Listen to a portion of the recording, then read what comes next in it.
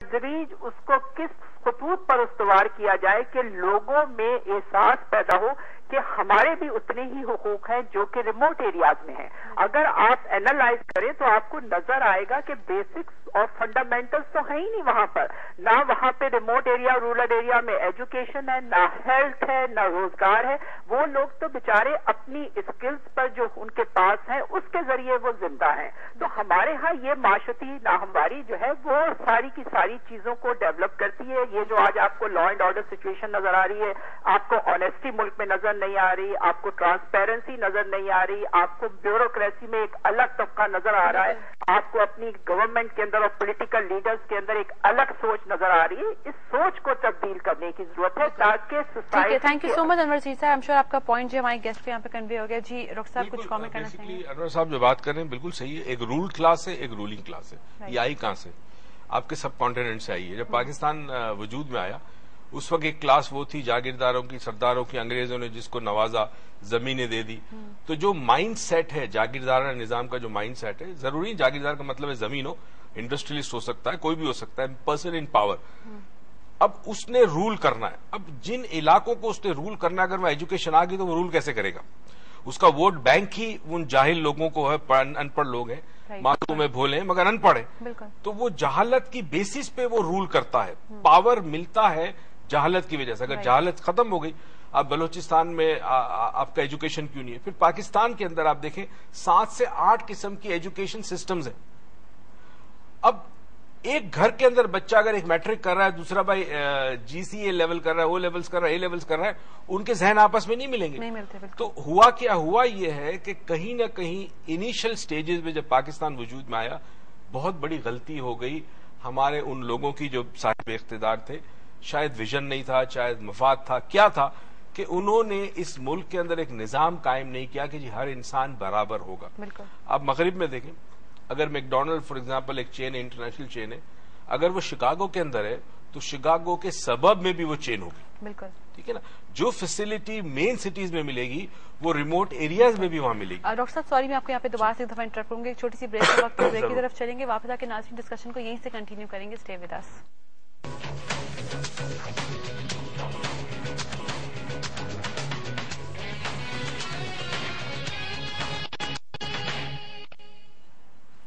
Welcome back नाज़रीन। आज अपने प्रोग्राम में हम लोग माइंड साइंसेस को जो है वो फोकस में रखा हुआ है और विद इन दैट हम लोग कोशिश ये कर रहे हैं जानने की कि किस तरह से हमारे जो एनवायरमेंटल फैक्टर्स हैं, जो जिन्होंने अनसर्टेनिटी हमारे अराउंड जो है वो प्रिवेल कर जो क्रिएट की हुई, उसको किस तरह से हम लोग अपनी विल पावर पे पैक्ट करने से जो है उसको बचा सकते हैं, अपनों किस तरह से उसको रेजिस्ट कर सकते हैं, इस चीज के ऊपर प्रोग्राम में जो डिस्कशन कर रहे हैं। डॉक्टर मुईज मेरे साथ प्रोग्राम में आज मौजूद हैं। डॉक्टर साहब ब्रेक पे जाने से पहले इमोशनल इंटेलिजेंस के ऊपर आप एनलाइटन कर रहे थे, मैं चाहूंगी इसके ऊपर थोड़ा सा और आप हमें इलैबोरेट करें। इमोशनल इंटेलिजेंस आई विश ये सब्जेक्ट हम स्कूल लेवल नहीं तो कॉलेज लेवल या यूनिवर्सिटी लेवल पे इंट्रोड्यूस करा दें। 1970 में 3 अमेरिकन यूनिवर्सिटीज ने इस पे रिसर्च शुरू की और 1990 के अंदर ये सब्जेक्ट बाहर आया in the form of a book. और उसके बाद दुनिया को पता चला कि कुछ लोग जिंदगी में बावजूद मुश्किलात के, परेशानियों के सक्सीड क्यों करते हैं, उनमें क्या क्वालिटीज होती हैं। सक्सेस से ये मुराद नहीं कि आपके पास पैसा कितना है या आपके पास गाड़ी कितनी बड़ी है या आप कितने बड़े ओहदे पे फायदे। सक्सेस ये है कि आपने जो कुछ हासिल किया उसके साथ साथ क्वालिटी ऑफ लाइफ क्या है, आपकी जिंदगी कैसे गुजारे। उस सक्सेस को जब मेजर किया तो उन्होंने बड़ी लंबी रिसर्च की, उसमें बाज ऐसी क्वालिटीज आई जो बिल्कुल हमारे दीन के अंदर मौजूद है। फॉर एग्जाम्पल सब्र तहम्मुल, ठीक है, या सब्र शुक्र। उसके अंदर एक कॉन्सेप्ट है डिलेड ग्रेटिफिकेशन का इमोशनल इंटेलिजेंस में। उन्होंने एक ग्रुप लिया बच्चों का और उन बच्चों के ग्रुप को उन्होंने एक कमरे में रखा और उनके सामने 3 किस्म की टॉफीज रखी, 3 डिफरेंट रैपर्स के साथ, ग्रीन, ब्लू या ब्लैक, समथिंग लाइक दैट। और उनसे कहा कि जी जब हम स्टार्ट करेंगे तो आपने घड़ी देखना, 5 मिनट के बाद आपने ग्रीन खानी है, आधे घंटे के बाद आपने ब्लू खानी है और 1 घंटे के बाद आपने तीसरी टॉफी खानी है। अब जब उन्होंने स्टार्ट किया तो उनमें से अक्सर बच्चों ने जैसे ही स्टार्ट किया तीनों टॉफी खा ली। कुछ ने 5 मिनट तक तो वेट किया पहली टॉफी, मगर आधा घंटा वेट नहीं किया, दूसरी टॉफी जल्दी खा ली। चंद बच्चे ऐसे थे जिन्होंने एग्जैक्टली उस चीज को फॉलो किया। उसके बाद साइंसदानों ने उन बच्चों की लाइफ जहां जब बड़े होते गए, कॉलेज में गए, यूनिवर्सिटी में, उनको बिल्कुल ऑब्जर्व किया, उनके ऊपर एक नजर रखी और पता चला कि जिन बच्चों ने अपने आप को कंट्रोल किया था वो बच्चे दुनिया में बहुत सक्सेसफुल हुए। یعنی کریئر وائز سکسیسفل ہوئے, ریلیشنشپ اچھی تھی.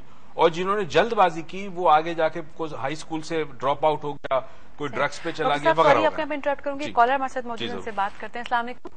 ہاں جی, وعلیکم السلام. میں لاہور سے بول رہی ہوں. جی ڈاکٹر معیز, میں نے یہ کوشچن پوچھنا تھا ایموشنل انٹیلیجنس کا.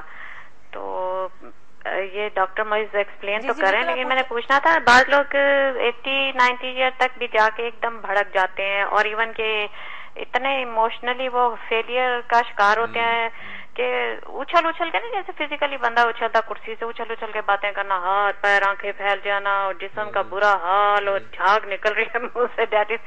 تو ہم ان کو کیا کہیں گے, ان کے لیے کیا یوز ہوگا, یہ کیا ہے, نارمل ہے, نالائق ہیں, کیا ہے؟ حالانکہ میں نے بڑے بڑے آفیسر دیکھے ہیں, بہت پڑھے لکھے آدمی, ٹیچر, ڈاکٹر, بہت, جو کہ ویسے بہت سکسیسفل ہیں.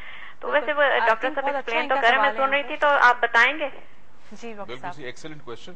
دیکھیں, یہ ایموشنل انٹیلیجنس پہ جو بہت ہی لو لیول پہ لوگ ہوتے ہیں, ان کی یہ کیفیت انہوں نے بیان کی. انہوں نے یہ بیان ضرور کیا کہ وہ اچیورز ہوتے ہیں, بہت بڑے چیزیں اچیو کر چکے ہوتے ہیں اپنی لائف کے اندر, but still emotionally they are not cognitive level, because وہ اپنے لیفٹ برین تھنکنگ کو یوز کرتے ہیں نا, ریشنل تھنکنگ کو, تو زندگی میں اچیو کر لیتے ہیں. مگر اچیو کرنے کے بعد ان کی اپنی لائف کیا ہے, کوالٹی آف لائف کیا ہے, ان کی ریلیشن شپ کیا ہے, کیا لوگ ان سے متاثر ہیں, ان کے پاس بیٹھنا پسند کریں گے. تو اگر آپ نے زندگی ایسی نہیں گزاری تو اٹس یوز لیس. جانور بھی زندگی گزارتا ہے, اپنے کھانے کا بندوبست کر لیتا ہے, اپنے کنبے کے ساتھ رہتا ہے, مگر انسان اور جانور میں بڑا فرق ہے. انسان وہ ہے جو جب دنیا سے جائے تو کوئی ایسی چیز چھوڑ جائے کہ آنے والی نسل اس سے فائدہ اٹھا سکے, یا جب تک زندہ رہے لوگ اس کے گرویدہ ہوں, اس کے تلاش میں ہو کہ جی شخص کے ساتھ بیٹھنا ہے.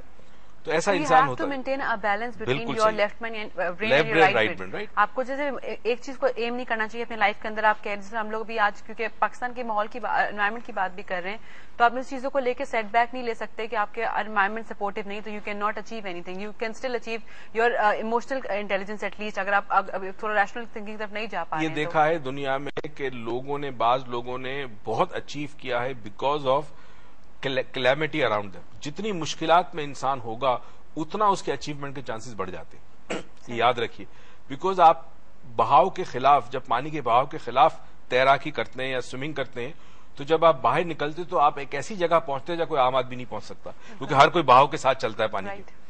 تو ایموشنل انٹیلیجنس پہ ہمیں یہ دیکھنا ہے کہ ایموشنل انٹیلیجنس کا مطلب یہ کہ آپ اپنے ایموشنس کو کس طرح یوز کرتے ہیں. ٹھیک ہے نا. فار ایگزامپل کارپوریٹ ورلڈ کے اندر بعض دفعہ لینگویج کے اندر کمیونیکیشن میں کچھ basic changes can make a big difference. For example آپ کسی سے یہ کہتے ہیں کہ I know you are a duffer, you can not achieve this target, اور you will not meet this deadline. یہ نارمل جملہ ہوتا ہے. انسٹیڈ اگر آپ ایموشنل انٹیلیجنس سے واقف ہیں تو آپ اس جملے کو اس طرح کہیں گے کہ I feel you may not be able to achieve your target. The moment آپ نے ورڈ فیل کہہ دیا, اس کا مطلب یہ کہ میں تمہارے ساتھ ہوں, my feelings are with you, it's my feeling, right? اسی طرح آئی کی جگہ وی یوز کرنا, word we will make it happen, اور اس کے بجائے یہ کہنا کہ آئی کے لیے, یا آئی سے مراد یہ آپ الون ہے, وی سے مراد یہ کہ ہم ساتھ ہیں. تیسری ایک بڑی انٹرسٹنگ چیز ہوتی ہے کہ جب آپ کسی سے کوشچن کرتے ہیں, اسپیشلی پیرنٹس کے لیے بھی بڑا امپورٹنٹ ہے, ٹیچرس کے لیے بھی بڑا امپورٹنٹ ہے, اور کارپوریٹ ورلڈ میں تو بہت ہی امپورٹنٹ ہے. کوئی شخص آبجیکٹو اچیو نہیں کرتا, بچہ مارکس نہیں لا پایا ایگزامس کے اندر, پیرنٹس بچوں سے کمیونیکیشن کرتے ہیں تو اس میں بچہ کوئی غلطی کرتا ہے, یا کارپوریٹ ورلڈ میں کسی شخص نے ڈیڈ لائن میٹ نہیں کی, گول اچیو نہیں کیا, ٹارگیٹس اچیو نہیں کیا اپنے جو سیٹ ٹارگیٹس سے, تو نارملی اس سے ہم پوچھتے ہیں وائی, کیوں اچیو نہیں کیا, کیوں تمہارے مارکس نہیں آئے, ہم نے تمہارے لیے بڑی محنت کی, یہ کیا, یا تم نے ڈیڈ لائنس کیوں اچیو نہیں کی. Instead of using the word why آپ کہیں what stop you from achieving it, کس چیز نے تمہیں روکا. اس کا مطلب یہ, اس کی ڈیپتھ دیکھیں کہ میں تمہارے انٹینشن کو ڈاؤٹ نہیں کر رہا, سرکمسٹانسز کو ڈاؤٹ کر رہا ہوں, رائٹ. مجھے یاد ہے میرے پاس ایک فادر اپنے ایک بچے کو لے کے آئے تھے, او لیول کا اسٹوڈنٹ تھا, پڑھ نہیں رہا تھا, انٹرسٹ نہیں تھا اسٹڈی میں, تو وہ میرے پاس لے کے آئے. تو میں نے اس بچے سے پوچھا, میں نے کہا یہ جملہ بڑا امپورٹنٹ ہے, what will make you study or take interest in your studies. اس نے کہا I don't know. میں نے کہا تمہارے روم میں यू स्टडी, कहता बैठता हूँ, इंटरेस्ट नहीं होता. मैंने कहा व्हाट